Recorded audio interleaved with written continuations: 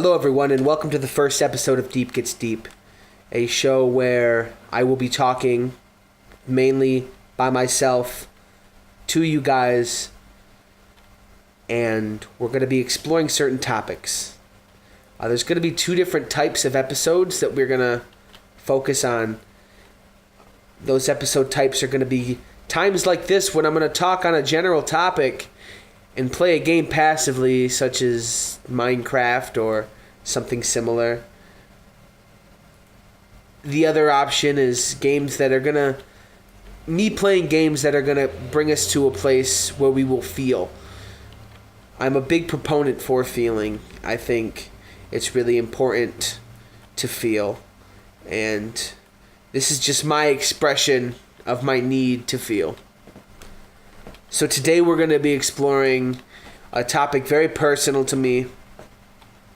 It's a topic that I've talked to some people about, but it's something that's been a big part of my life the past 6 months, and that is the topic of leaving home. So without further ado, here I go. I grew up in a small town, not a tiny town, just a little town where most people knew most people, and it wasn't exactly the worst place to grow up. I have no recollection of it being this awful, evil place, but what I remember is that it was a very simple place. It was not a place for someone who had the ambition that I have always had. Growing up, I got into being an entertainer very early, an actor. I loved being the funny guy, and I was in my first play in preschool. I've been doing theater my whole life, practically, and I got into that very young. And I'm really glad that I did, because it definitely shaped me for who I am, being the person who's able to speak to other people, having those type of skills, improvisational and social skills through that. The big thing about where I lived that a lot of people didn't like was the lack of stuff to do, which made a big part of hanging out there doing drugs or smoking weed or things like that, because growing up, at least, there wasn't a big push for any sort of entertainment outside of going to the one movie theater we had. And I'm not saying that's necessarily a negative thing. It never appealed to me. I never felt like that was what I wanted to be, where I wanted to be growing up. And everybody said that too.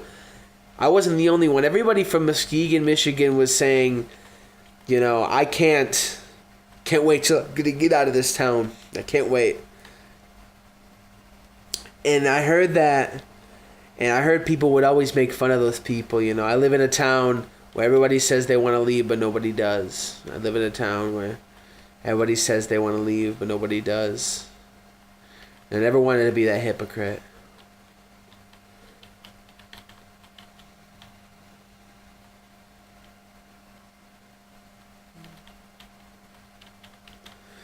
Winter 2013, I was in my trailer. I lived in a trailer with two of my good friends, Brandon Maui and my engineer / partner, Marceline Monster. I discovered a rapper named Flashman Wade. Flashman Wade is a very talented rapper, and I found out that he had affiliations with a group called Team Backpack. Something that I was completely unfamiliar with. I did a little research into it, and it turns out Team Backpack held open auditions.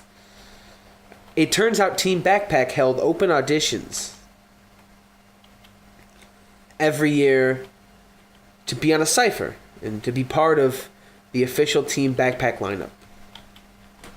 Something that Flashman Wade had accomplished the prior year. It was around that time that auditions were starting. It was now the time to do it. And I knew myself enough that if I wouldn't have done it that night, I probably never would have done it, because I have a tendency to, unless I act heavily on my ambition as soon as I get it, I have a tendency to wait. So I did. I had it written that I was planning on using for something else, but it was something I really liked. I found the beat and I thought, well, this is my opportunity. I went into James's room, used his dual microphone setup, something we were testing at the time. We don't really use it anymore, but it was definitely something interesting that he had used to record live acoustic instruments to give it a very natural sound, and it sounded really brilliant. And I recorded my verse quickly, 1 16-bar verse to one of their beats. I sent my audition and I posted it up, and I started getting comments, and I didn't get a lot of traction, but I did get a lot of comments of people saying, I'm so glad that you did this. You're doing great. I can't wait to see you out in LA.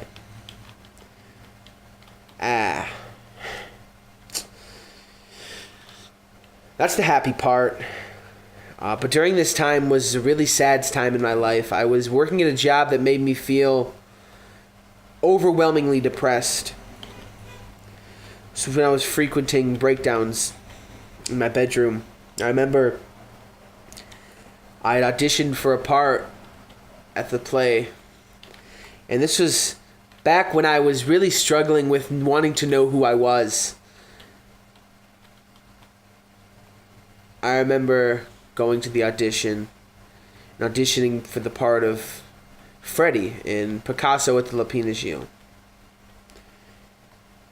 I wanted Freddie because he definitely had this play was a comedy, and he definitely had comic sensibilities, but there was an artistry in him, and I felt a lot toward Freddie as a person because I was always the funny guy, but I always had these aspirations for articism. Articism, is that a word? Artistic endeavors, things like that.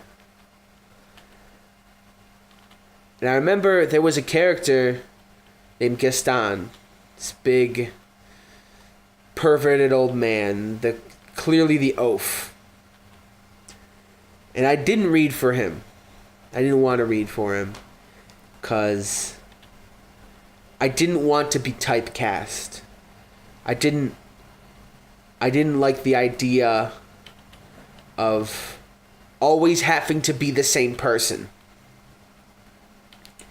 This made me incredibly insecure about who I was. I didn't want to just be the funny guy. I wanted to mean something to people other than just that cheery kid, because I always had felt that I never really had the opportunity to really feel and be real with people because they were so concerned with me being the funny guy, me being the comic relief, and I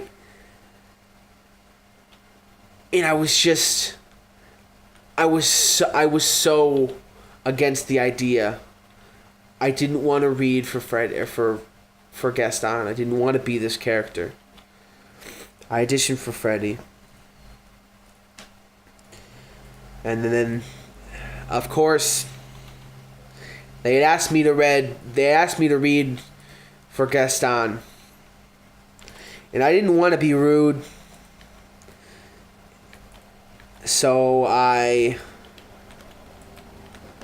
read for Gaston.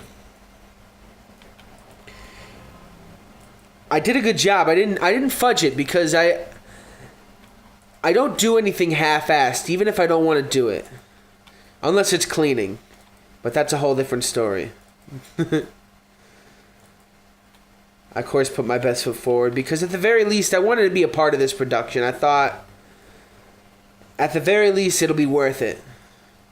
It'll be something new. I hadn't done theater in a few years, and I was missing it. I wanted to get back into being a theater kid again.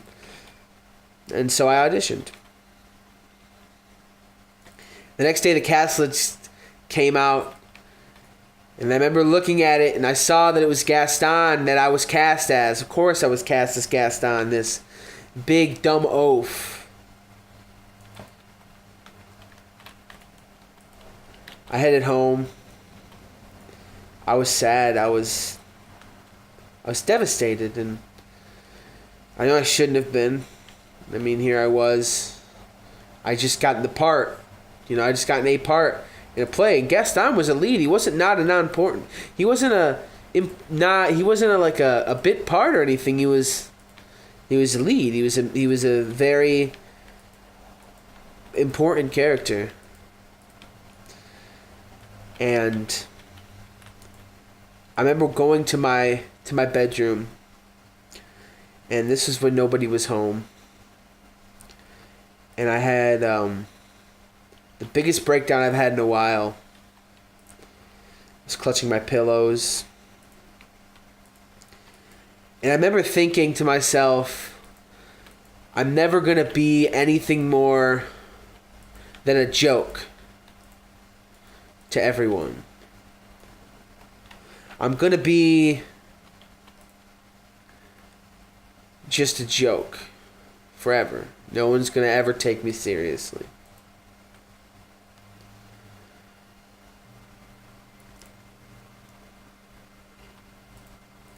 In addition to being typecast and feeling lonely and sad and like I was a joke to everybody, I was working at a job that made me feel even worse than that. It's one of those jobs where you have to work very hard, but you're getting paid very little. I was paid barely above the minimum wage for Michigan. And checks were coming in and they were small, but even that didn't matter. It was just the fact that I went into work every day dreading the fact that I was going into work every day. I felt nothing but sadness. I was typecast in college. I was a joke to everybody. And it was around the time that I started hanging out with my buddy Colton. Again, we stopped hanging out for a little while. We kind of reconnected around this time, and he introduced me to a band called Modern Baseball. And Modern Baseball was one of those bands that I listened to, and even every day that I listened to it, I'm brought back to that time, that winter. And although the time was bad, Modern Baseball always brings back the happy parts of that. It's the time that I miss discovering that new music, because Modern Baseball changed my outlook. It made me feel happy when I was feeling absolutely depressed and sad. And for that reason, to this day, Modern Baseball is still one of my favorite bands. But I remember I was working at this job, and I got the email one day at lunch period. It was a typical day. I listened to Modern Baseball literally all day during my job while I was making these skids and hating my life, feeling sad and depressed all the time. And I got the email and I started jumping. I never seen any sort of validation in my art other than those who were really close to me already. And even though they might be being honest, everybody who's your friend definitely has a reason to tell you that your music is good because they don't want to be a dick. So here was my first taste of validation. I made the cut. But I still had to figure out how to get out there.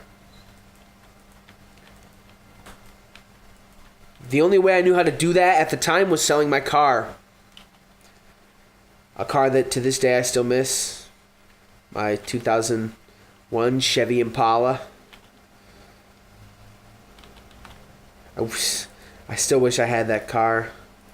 So beautiful. And I sold it for dirt cheap because it was a last minute thing and I needed to make it. I needed to make it to LA. This was my opportunity. I made it out to Los Angeles. And getting into Team Backpack and that whole scene was my first foray into hip-hop as a culture.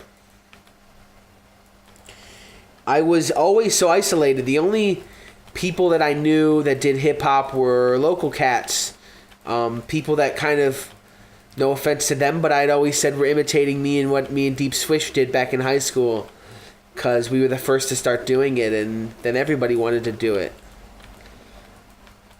I remember being there and just being so amazed by the amount of talent that I saw. And that was the year that I met Planets. And I also met Game Boy Jones and Austin Acid and a bunch of other really great people that year. Catalyst, Avi.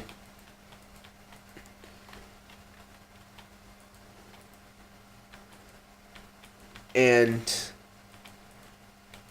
I did my audition, and everybody was incredibly impressed. Something I wasn't expecting. I thought I was just going to do my verse, and it was going to be okay, you know. Don't get me wrong, I was proud of the work that I did, and I wouldn't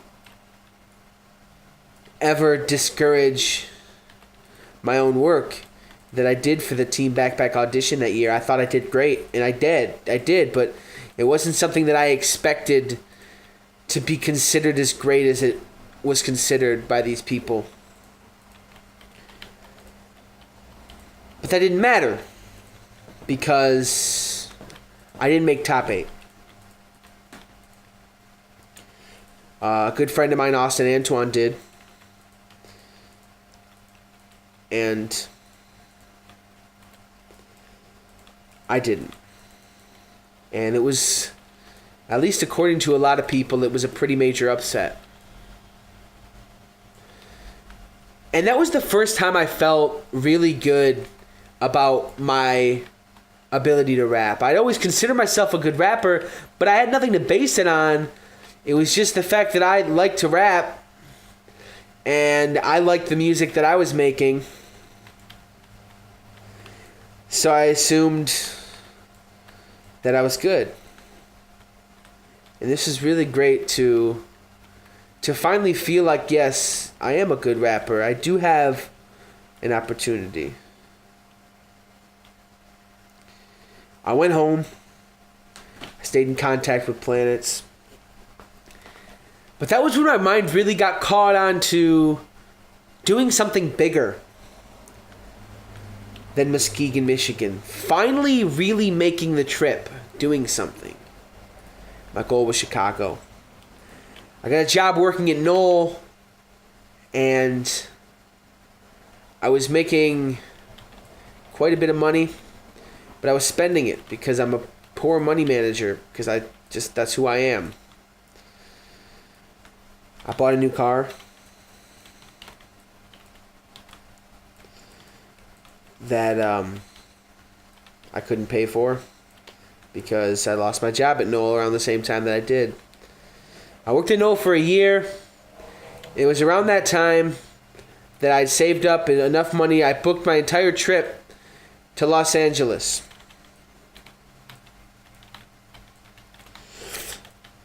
So I knew I didn't have to worry about getting there. Same way I had to worry about it the year before. But I made it out there. And this year, things ran a little bit differently. I was remembered by almost everybody that came back the next year, and it felt really good.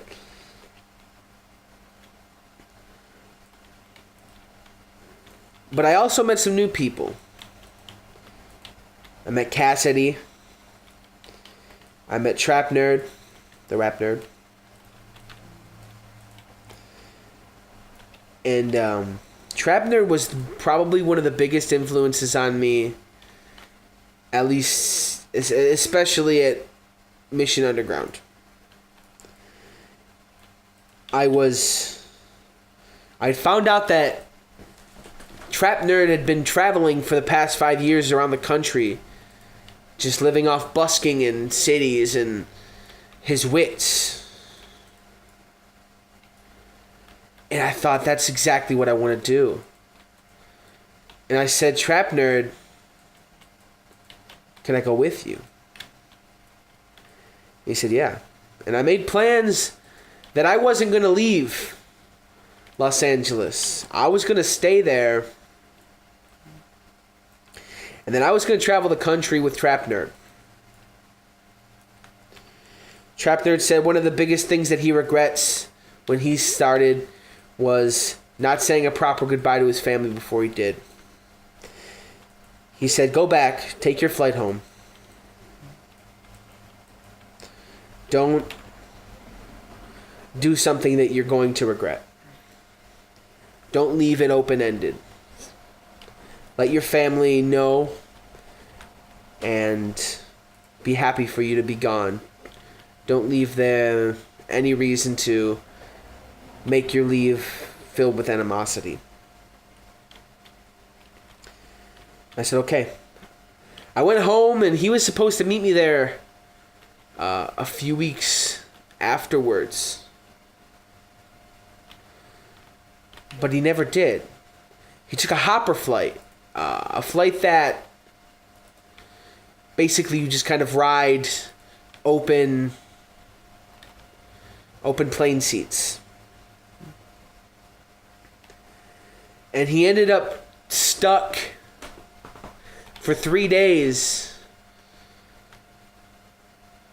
in Texas, I believe. It was somewhere. Somewhere he was stuck. His mom called him and said, hey, I'm going to buy you a ticket home. And so he went home instead. And he said, don't worry, I'm going to stay here for a little while. And then I'm going to come out to Michigan. I'll meet your family, and then we can head out. We can busk a little bit in Grand Rapids for some money. And then I stopped hearing from him. I then decided that fuck it all. Fuck all of it and everything. I am getting the fuck out of Muskegon. No matter what. No matter who I'm going with. Am I going with Trap Nerd? Am I going by myself? It doesn't matter. Because I'm no longer going to be living here. This isn't the place for me. I don't want to be here, and I'm not going to be. I had a little money saved up, and I spent that on buying a Greyhound bus ticket to Los Angeles, California.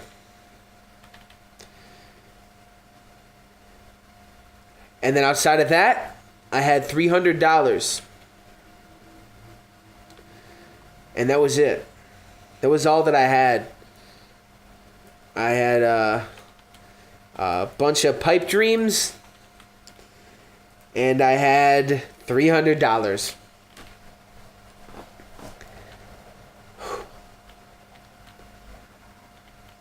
I spent a little bit of time with my friends before I left. And I remember the first time that I really was hit by the realization that this is permanent. I don't know when the next time I'm going to see everybody that I grew up with. My family, my friends. I didn't know.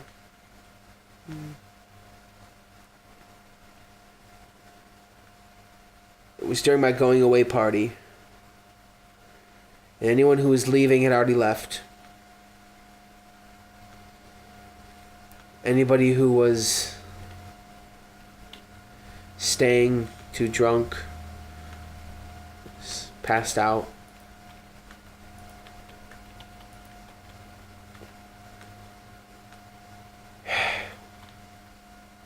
And I went to my breakfast nook.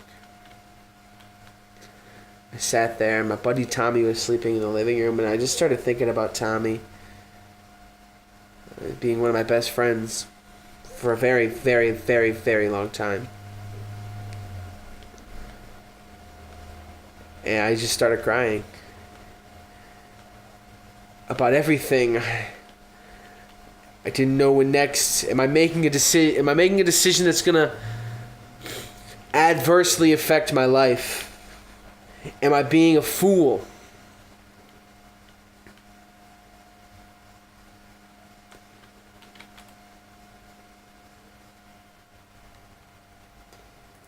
I quickly shuttered off the notion. Because that's not the way you approach this.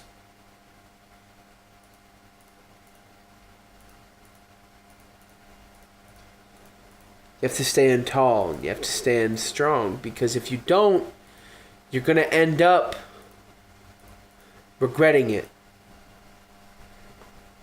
And you're going to dwell so much on the what if, you're going to become bitter. At the end of the day, I knew I always had a home in Muskegon.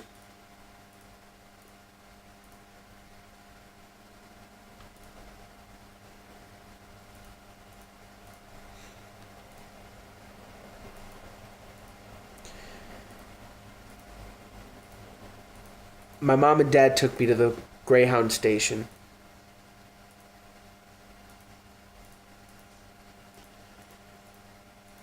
I had my bag packed. I had one big bag and I had my backpack.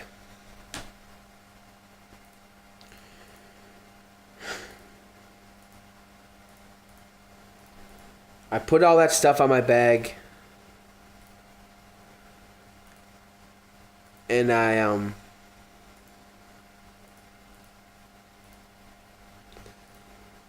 said goodbye to Muskegon.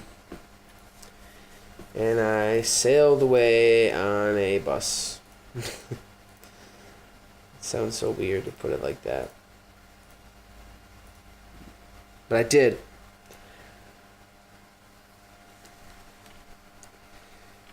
I spent 3 days on the bus and I ended up in Los Angeles, California,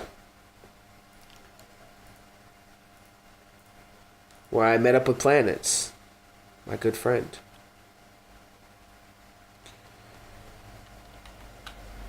And I said to Planets, can I stay at your place tonight? He said, of course. I said, okay. I was exhausted, but I was excited. And I remember Planets couldn't stop saying, holy shit, Deep is in California. Holy shit, Deep is in California. Holy shit, Deep is in California. And I remember thinking, holy fucking shit, Deep is in California. Here I am. What is my move? What do I even do? Well, the next day, I hopped on a bus. It was a 3-hour bus ride to North Hollywood, to a hostel that I discovered on the internet called the Timmons House. And the Timmons House would come to be my home for the next couple months. Remember, of course, that I had only $300 in my pocket. And the Timmons House charged $25 a day. I needed money for food.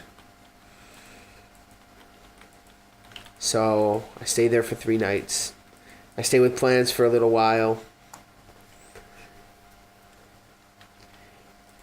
And I don't remember the day by day, but everything was just, it was all fresh and new, and I didn't know what to do, and every new thing seemed so incredibly different than what I was expecting to do, because I didn't know what even to start doing. I met a guy who had recommended me that I go get some food stamps because I was low on cash. That if I went and told them that I was homeless, which at that point I was, that I would probably walk out with food stamps. And I was like, well, I don't have any money for food. This is my best bet to have a meal tonight.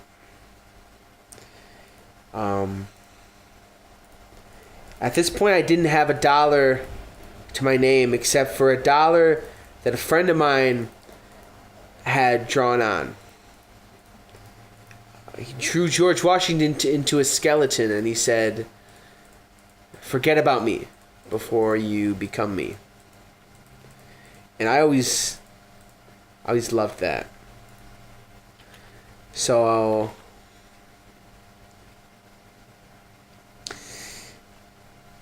I kept it, and I absolutely, without any doubt, never wanted to get rid of it.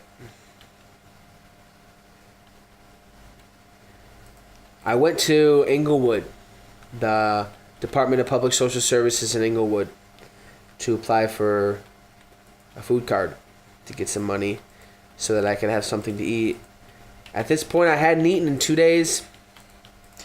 I spent my last dime getting out there.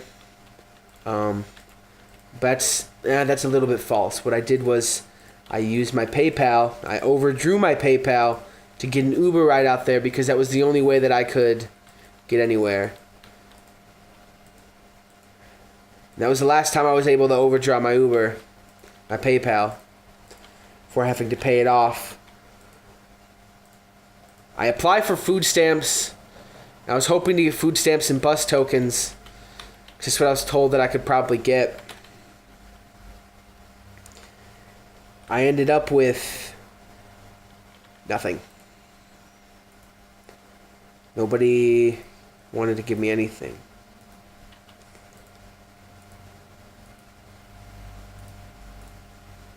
They thought, well, I guess I would be assuming a lot to say that I think that they thought that I was trying to pull one over on them. That I wasn't really in a state of struggling as much as I wanted to get free food. Because I was eligible for expedited benefits and they didn't give it to me. And sure, it was a shame. But what do you do? I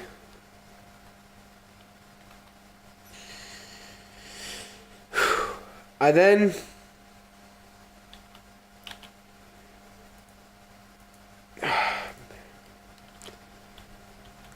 okay, this one's okay. This is my rock bottom. I remember it was at this point I was already having doubts. I was broke. I missed my family. I was calling my parents every day, telling them how much I missed it, living at home.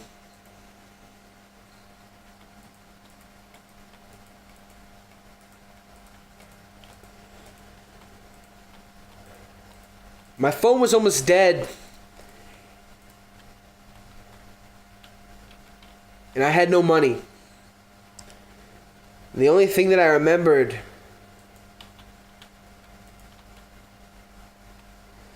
was that downtown Los Angeles, where I had gotten off the train, was a place called 7th Street. I was on like 64th Street. So my assumption was that if I would keep walking, I'm bound to reach downtown Los Angeles, where I will have my bearings. My instincts were right. But not for quite some time. I spent almost an entire day walking. And it was nighttime when I first started walking. And I was in Inglewood, South Central area. Pretty bad neighborhood. And I ended up on Slauson Avenue. There's a highway bus stop there. And I decided, well, it's late. The last thing I want to be doing is being a confused white person. walking at night, a bad neighborhood. A nervous-looking young kid.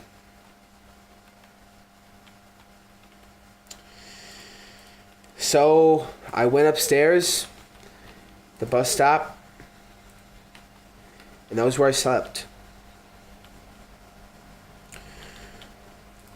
And it was so cold that I would wake up every few hours shivering.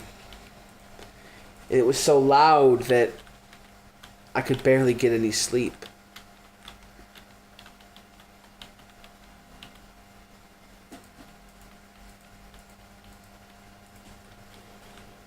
I woke up and I wanted to leave because I didn't want people to see me sleeping there. It was very early and I had gotten almost no sleep. My phone was completely dead at this point. I started walking. I ended up in downtown LA.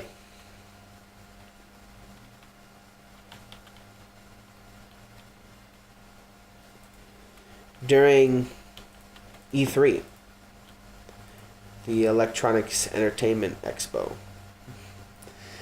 I went to the Figueroa Hotel and I plugged my phone in.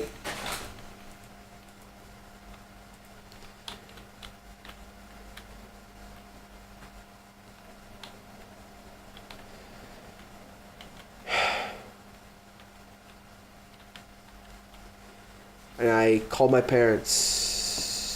And I was crying. I said, I can't do this.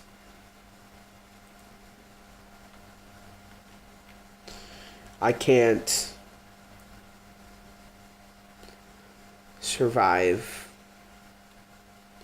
out here. I am clearly terrible at this.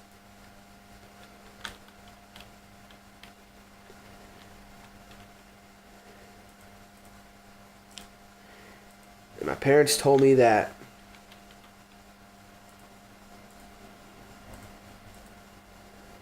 it's not failure to come home.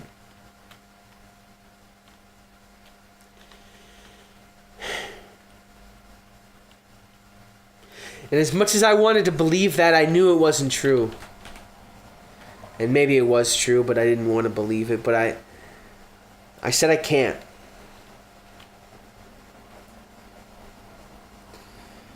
Maybe I'm going to have to deal with stuff like this. This is going to be my life until I can finally find some way to find success. I also called Planets. And he'd offered to give me a little bit of money to help me. I didn't want to take it. I'm so prideful, but I knew I needed to. But I wouldn't be able to meet with Planets until the next day. So I went to a pawn shop and I sold my Nintendo DS. To this day, I still regret that.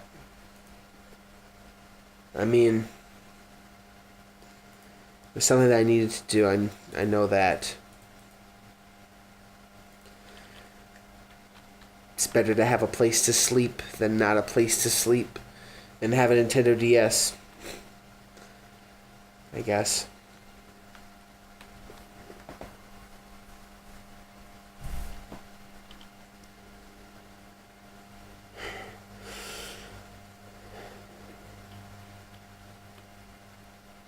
But from there, things kind of started to look up. I decided I was going to look for some jobs. I had a few days left to stay at the Timmons house. so I'd find a job. I found a job at a small place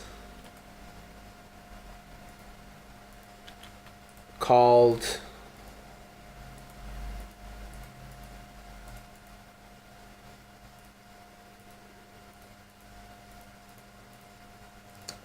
Bon Appetit.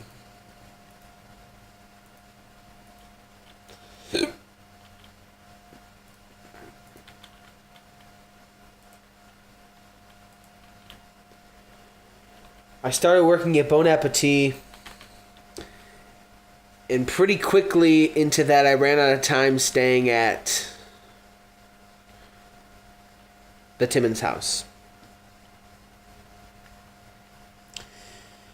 I gathered up everything that I owned. I caught a bus to Alhambra.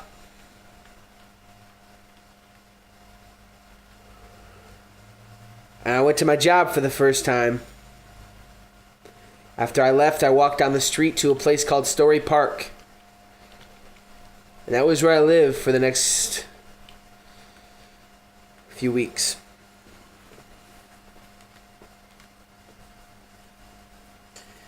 But I got lucky. It wasn't very long after I first started staying there. I remember I actually went to a different food card place and agency, and I got a food card. And I was eating in the Jocelyn Center, which is a little center that's on Story Park. They offer a lot of services to the elderly, and I was sitting there. I had some sort of sandwiches that I was eating. It was the morning, because I always woke up early and went inside and charged my phone. I didn't bother anybody. I made sure of that.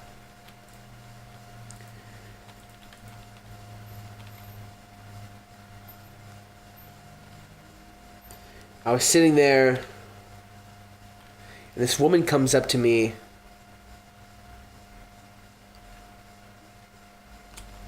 Her name was Maria. And Maria came up to me and she said, "I don't know your situation." And then she handed me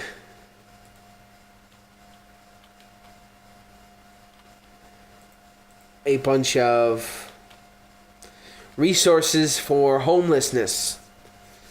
She handed me stuff that places that I could go to get a place to sleep, a homeless shelter. She started crying. Told me I couldn't imagine if I ever saw my son like this. And that was the start of a good friendship that I had with Maria. She started to visit me every morning. She would bring me care packages of food, little things, and I told her she didn't need to do that. I had a job, I worked. I was working really hard I had a place that I was gonna go stay. Once I saved up enough money to go stay there, I was gonna go back and live at the Timmons house again, and she still helped me. She refused to not help me. In fact, she said, "If you don't let me help you, it's going to break my heart." She kept holding that over me. I said, "Okay."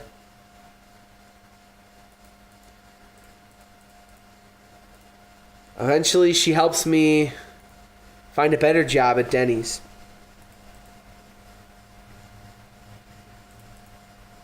Eventually, she helped me find the apartment that I'm recording this episode from.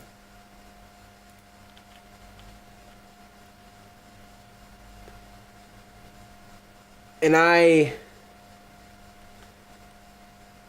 am not a big believer in a lot of things. Certainly not a Christian.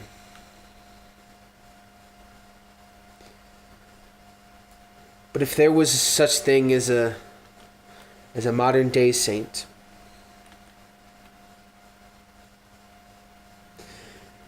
Maria was a modern day saint. She helped me out with the funds I needed to stay at the hostel that I was staying.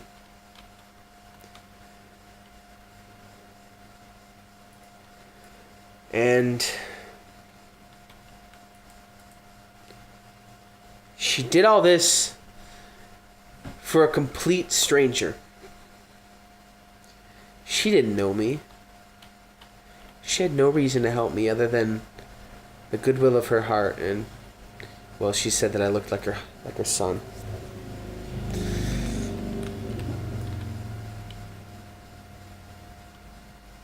She made me believe in the goodness of people.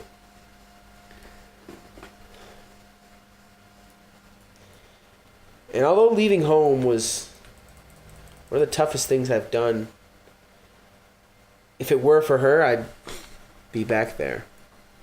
I wouldn't be out here finding some semblance of success here. I can't thank her enough for that. The support that my family gave me, they did the best they could. You know, I don't want to discredit that, but you know, Maria really put a lot into me for no reason. And because of that, I applaud her as a human. And that brings us to now. Right? That brings us full circle to where we started, here in my bedroom, where I've been filming Filthy Casual, where I've been recording my new album. I've been hanging out with my roommate, who I get along really well with.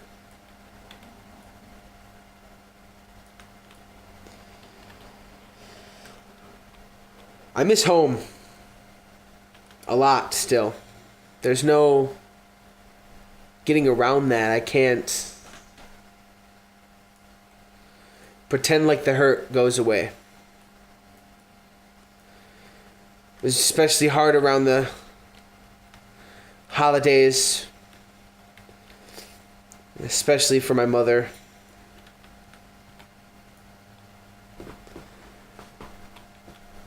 And I'd like to visit as much as I can, you know, even though I'm still relatively broke.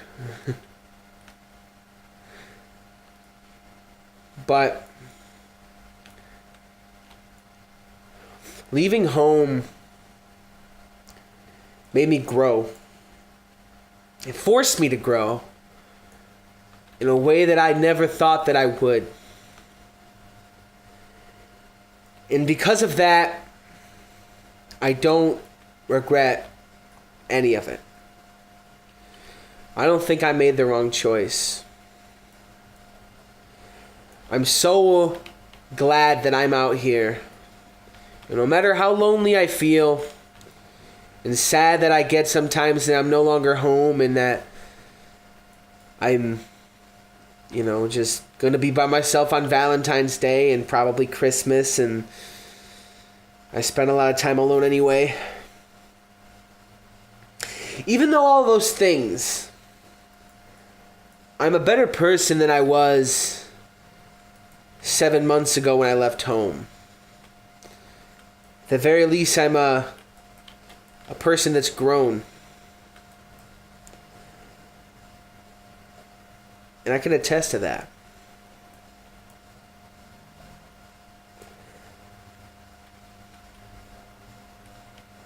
So to anyone who wants to leave home, I certainly do not recommend doing it the way that I did, with all guts and absolutely no preparation, because I just got super lucky.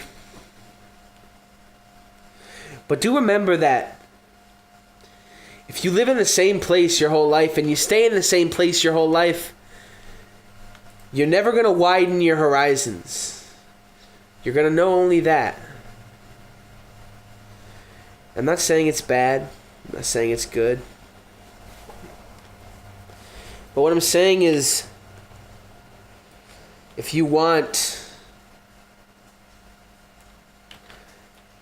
to feel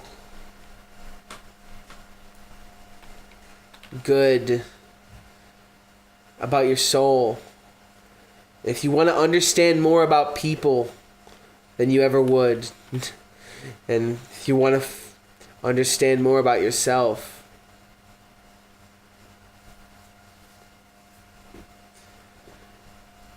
find the time to go somewhere. Enjoy your life.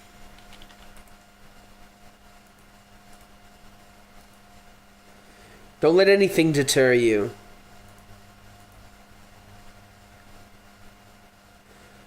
I guess that would be my closing arguments.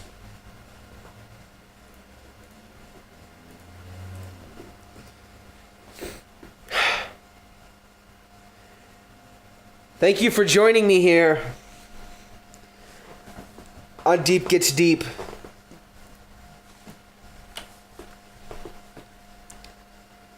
Oh, look. Happy ending rain.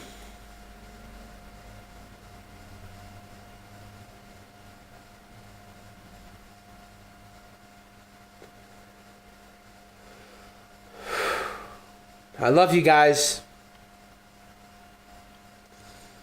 I love all of you, every one of you, every person that exists that listens to this, and any person who chooses to hate it.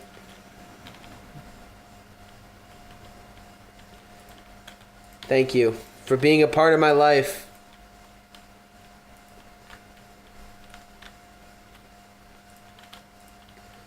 And thus ends the first episode of Deep Gets Deep.